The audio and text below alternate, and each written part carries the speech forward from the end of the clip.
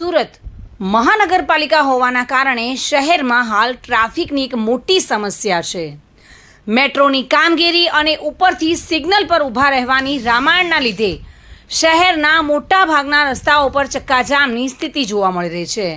ગઈકાલે મંગળવારે સુરતના મુખ્ય માર્ગો અઠવાલાઈન્સથી ઉધના દરવાજા સુધી 3 કિલોમીટર લાંબો ચક્કાજામ કલાકો સુધી રહ્યો હતો અને લોકો 2 થી 3 કલાક સુધી ટ્રાફિકમાં ફસાયેલા રહ્યા હતા। આ વિકટ સમસ્યાને દૂર કરવા માટે ટ્રાફિક પોલીસ અવનવા પ્રયોગો કરી રહી છે। સુરતમાં એક તરફ મેટ્રોની કામગીરી અને બીજી તરફ સિગ્નલની કડાકૂટથી ચક્કાજામ સર્જાઈ રહ્યા છે। આવી હાલતમાં ટ્રાફિકના હોટ પોઈન્ટ એવા અઠવાથી ઉધના રિંગ રોડ વિસ્તારમાં આજે ટ્રાફિક ડીસીપી ખુદ રસ્તા પર ઉતર્યા હતા। ગત રોજ સર્જાયેલા 3 કલાકના ભારે ટ્રાફિક બાદ આજે ડ્રોન કેમેરાની મદદથી નિરીક્ષણ કરવામાં આવ્યું હતું। ટ્રાફિક પોલીસ દ્વારા મેટ્રો પ્રોજેક્ટ એજન્સી સાથે જ્યાં ટ્રાફિક વધુ થાય છે તેવા પોઈન્ટની સ્થળ વિઝિટ કરવામાં આવી હતી।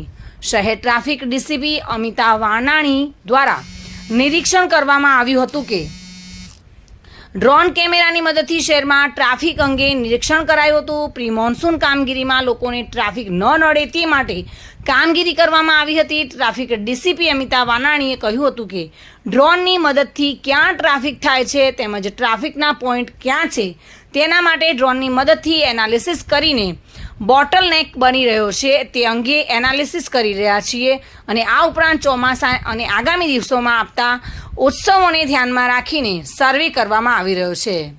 ટ્રાફિકને સરળ બનાવવાના પ્રયાસ કરવામાં આવી રહ્યા છે। અલથાણ, વેસુ, વરાછા સહિતના વિસ્તારોમાં ડ્રોનનો ઉપયોગ કરીને ટ્રાફિકની સ્થિતિનું એનાલિસિસ કરવામાં આવી રહ્યું છે। સુનિલ ગાંજાવાલા સાથે bureau report, today Gujarati news.